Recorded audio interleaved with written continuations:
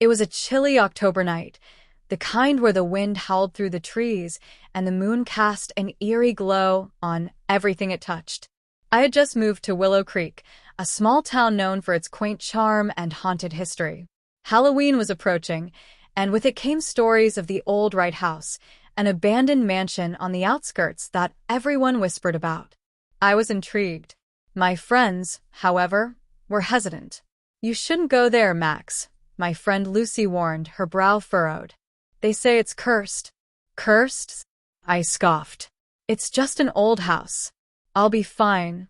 That night, armed with nothing but a flashlight and a sense of adventure, I made my way to the Wright House. The moonlight painted the path in silvery hues, and as I approached, the mansion loomed before me, its broken windows like dark eyes staring down. I felt a shiver run down my spine, but I brushed it off. I pushed the creaky door open, the sound echoing through the empty halls. Dust motes danced in the beam of my flashlight, and I took a deep breath, stepping inside. The air was thick with the scent of mold and decay, and the floorboards creaked ominously under my weight. "Just a house," I muttered to myself, trying to calm my racing heart. I wandered through the dimly lit rooms, each one more decrepit than the last. Old furniture lay shrouded in sheets, and faded photographs hung crookedly on the walls. They depicted a family long gone, their eyes seeming to follow me as I moved. I shivered but pressed on. As I entered what must have once been a grand parlor, I noticed an ornate mirror hanging above the fireplace. Its surface was cracked, but there was something captivating about it. I approached, drawn by an inexplicable force. Suddenly, my flashlight flickered. I cursed under my breath, jiggling the battery. Just then, a chill swept through the room, causing me to look back at the mirror. In its reflection, I saw a shadowy figure standing behind me. I spun around, heart pounding, but the room was empty. "Get a grip, Max," I whispered to myself. I turned back to the mirror, and my breath caught in my throat. The figure was closer now, its features indistinguishable but undeniably there, watching me.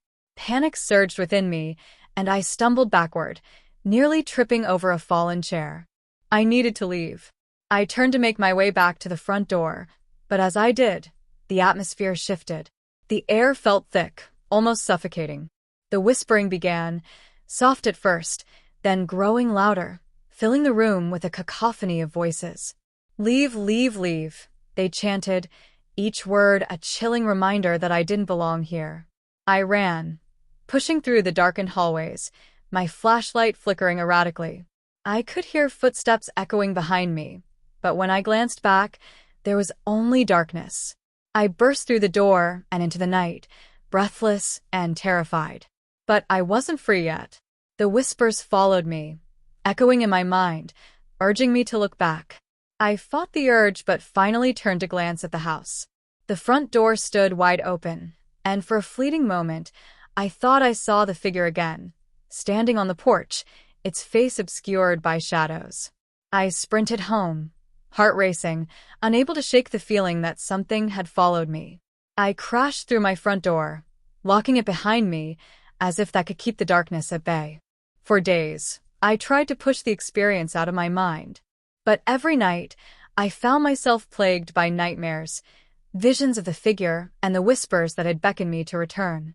I avoided telling Lucy and the others, afraid they would think I was losing my mind. Then came Halloween night. My friends insisted on a party, and despite my reservations, I agreed to join. The air was festive, filled with laughter and music, but as the night wore on, I felt a growing sense of unease. Around midnight, as we gathered around a bonfire in the backyard, someone suggested a haunted house story. I listened half-heartedly, but the mention of the Wright House sent a jolt through me. "Max, didn't you explore that place?" Greg asked, a teasing grin on his face. I hesitated, unsure of how to respond. "Yeah, but it's just an old building. Nothing happened." Lucy shot me a knowing look. "You're lying. I can tell. You're not the same since that night." "Come on, it was probably just my imagination," I insisted, but the words felt hollow. "Let's go check it out," Greg said, suddenly enthusiastic. "It'll be fun." No way. I shot back, panic rising.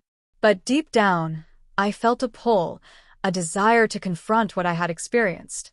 Before I could voice my objections, they had already decided. Let's go, Max. You can lead the way. With dread pooling in my stomach, I found myself walking toward the right house again, my friends laughing and joking behind me. As we approached, the air grew colder, and the shadows seemed to stretch longer. This place is creepy, Lucy said, her voice barely above a whisper. Are you sure we should be doing this? Relax.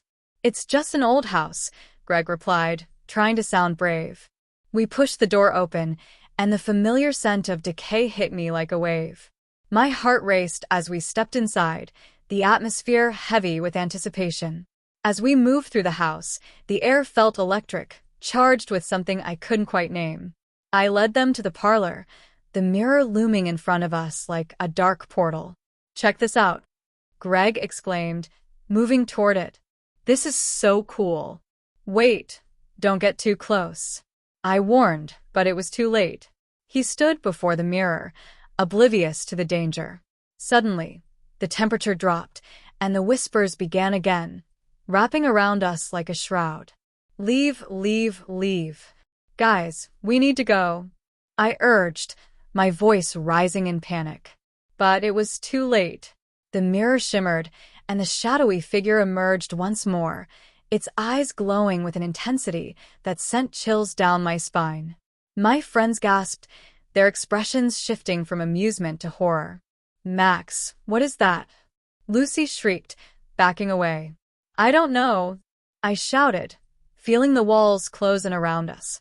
The figure raised its hand, pointing directly at me, and I felt an overwhelming sense of dread wash over me. In a burst of instinct, I turned and ran, my friends close behind me. We stumbled through the darkened halls, the whispers growing louder, more frantic. Leave.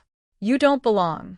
I could feel the figure chasing us, its presence palpable, its intentions clear.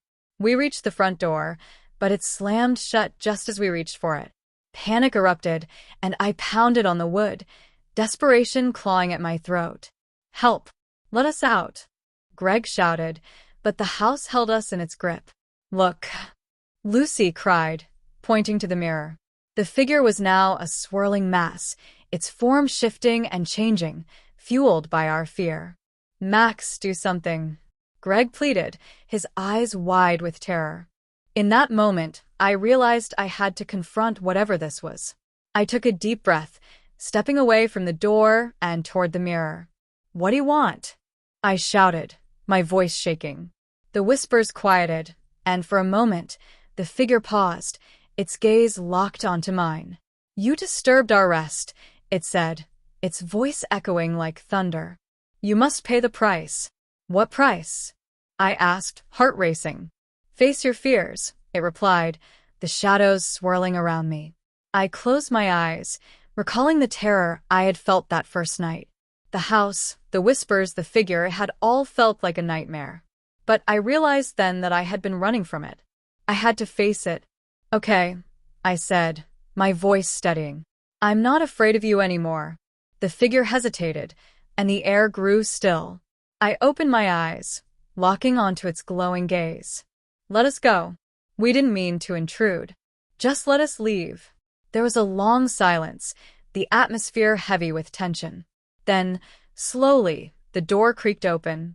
The whispers faded into the background, replaced by a calm stillness. We are bound to this place, the figure murmured. But you may leave this time. I turned to my friends, who looked bewildered. Let's go, I urged, and we rushed through the door and into the night. Once outside, we didn't stop running until we reached the safety of the street.